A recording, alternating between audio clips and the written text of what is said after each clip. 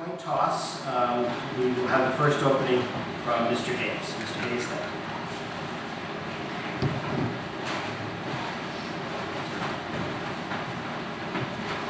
I appreciate the opportunity to be here tonight. I want to thank everyone for coming out to see your two candidates for state representative. Also want to thank those that might be at home watching on television or on replay. I want to thank the Lunenburg Civic Forum for organizing the debate, certainly the Lunenburg Ledger for hosting and sponsoring us, to Tim Murphy for agreeing to moderate this evening to keep us on time and in line, if you will, and also to my opponent, Jen Benson. Look forward to this opportunity to talk through the issues that are important to the voters. Now, being a sports fan, I couldn't come out here to Lunenburg without first knowing that I saw over the weekend that the Blue Knights beat Hudson 42-7, and they're off to a 2-0 start.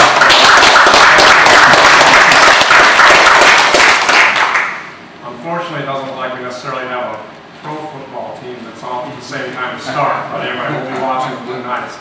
Now, for those that I haven't yet met, as I've been knocking on doors out here in Lunenburg and been attending events around the district this year, my name is Kurt Hayes, and I'm a husband, a father of 3 young children who attend the public schools in Boxborough, and I'm also a businessman with a long and ongoing career, nearly 20 years in the private sector in my job with IBM.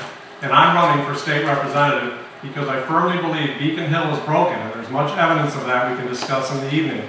And I have the relevant experience as a facilitator in my position in this private sector, also in a highly charged political environment, to go up to Beacon Hill and begin to drive change that makes sense. Change that makes sense for our citizens, our towns and cities, and for the future health of Massachusetts and the economy.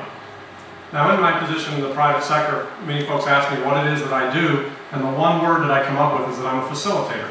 I work with our largest software customers in the New England region, and by virtue of the fact that they're our largest, they're also often our most challenging and difficult, because they are so careful about how they spend their money and how they plan their future investments. And I work with those customers, bring them to the table with our sales teams, our business partners, the vast myriad of folks in an organization of nearly 400,000 that help get the job done. It is a very highly charged political environment, and we come to the table, often as they do on Beacon Hill, with differing viewpoints, but we all have one common goal, and that is to enable our customers to make themselves more efficient in their operations, but also better serve their customers. Because as we know in the private sector, if you don't do that, those customers are going to vote with their dollars and go elsewhere. And we know that as customers ourselves. If we have a company that's not taking care of our needs, not providing us good value, we're going to vote with our dollars and go elsewhere. And that analogy is very apropos in what the state government is supposed to do for the citizens of Massachusetts.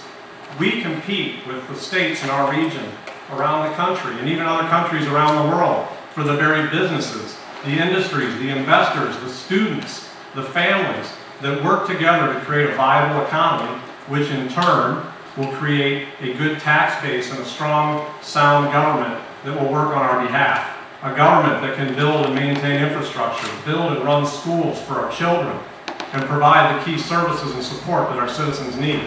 And here in Massachusetts, it sits at the foot of Beacon Hill that we are not competitive in this environment. They are failing us. We have ample evidence that Beacon Hill is broken and is failing us, and examples such as 300,000 citizens have left this state in recent years. They've voted with their feet, and they've gone elsewhere.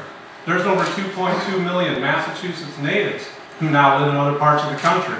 Again, being a sports fan, an analogy to that is that you ever wondered, why is it that Red Sox Nation is all around the country? Why is it that we can fill up stadiums and visiting ballparks so it seems like the Red Sox are the home team? Well, sadly, it's a reflection on the failure of our government to drive those citizens to other parts of the country.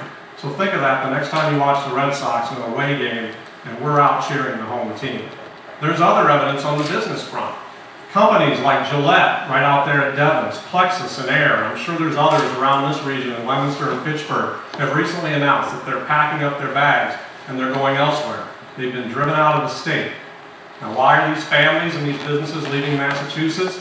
Boston Globe article recently pointed that out. It's very clear. The people cite the high cost of living, the high tax burden, and a state government that is often arrogant and disregards their wishes, that looks out for the special interest over their interests.